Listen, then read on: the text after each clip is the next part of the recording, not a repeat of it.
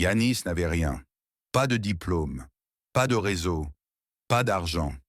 Chaque matin, il se réveillait dans une petite chambre froide, tout en haut d'un immeuble presque abandonné. Le mur était fissuré, le sol grinçait, et son matelas touchait presque la porte. Quand il ouvrait la fenêtre, ce n'était pas l'air de la liberté, c'était l'air de la survie. À 19 ans, son père est tombé malade. À 21 ans, il est parti.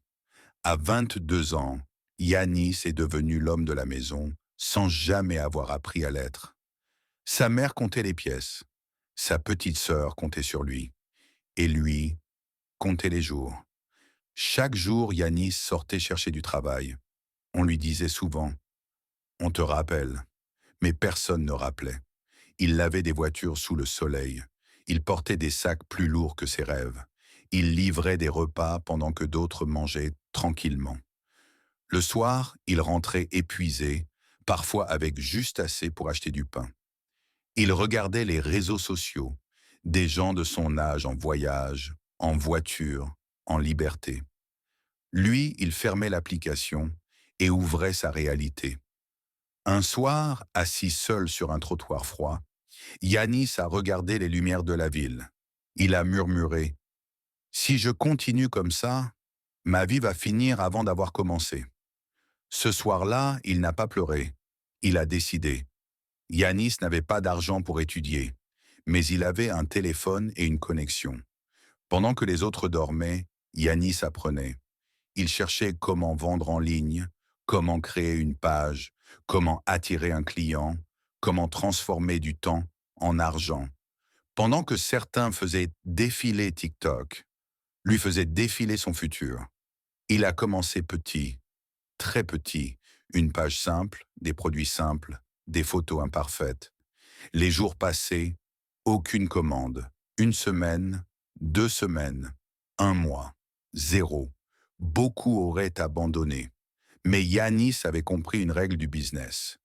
Personne ne te paie pour commencer, on te paie quand tu refuses d'abandonner. Il a amélioré ses textes, ses images, sa façon de parler aux gens. Un soir, son téléphone a vibré. Nouvelle commande. Il a regardé l'écran longtemps. Ce n'était pas beaucoup d'argent, mais c'était la preuve que sa vie pouvait changer. Après une vente, il y en a eu 2, puis 5, puis 20. Chaque dinar gagné, Yanis le réinvestissait. Pas de fête, pas de luxe, pas d'excuses. Pendant que certains achetaient des vêtements, lui achetaient du savoir. Il dormait tard, il travaillait tôt, il doutait souvent. Mais chaque fois qu'il voulait abandonner, il pensait à sa mère, à sa sœur et à ce trottoir où il s'était juré de ne plus jamais rester pauvre dans sa tête. Les mois sont devenus des années. Sa page est devenue une marque. Son téléphone est devenu son bureau. Son mental est devenu son capital. Un jour, Yanis est entré dans une banque. Avant, on ne le regardait pas. Cette fois, on l'a respecté. Pas parce qu'il portait cher, mais parce qu'il pensait cher. 3 ans plus tard, Yanis ne comptait plus le pain, il comptait ses projets. Il a changé d'appartement, il a soigné sa mère, il a payé les études de sa sœur. Mais surtout, il a acheté sa liberté. Un soir, il est retourné au même trottoir. Il s'est assis au même endroit et il a souri. Il a compris une chose. La pauvreté, ce n'est pas manquer d'argent, c'est manquer de vision. Aujourd'hui, Yanis est riche, pas seulement en argent, mais en discipline, en courage et en mentalité. Si tu écoutes cette histoire aujourd'hui, retiens ça. Personne ne viendra te sauver. Ton téléphone peut être un jouet ou une entreprise. Le pauvre cherche un salaire, le riche construit une valeur. Yanis était pauvre. Aujourd'hui, il est libre. Et toi, qu'est-ce que tu fais aujourd'hui pour changer demain?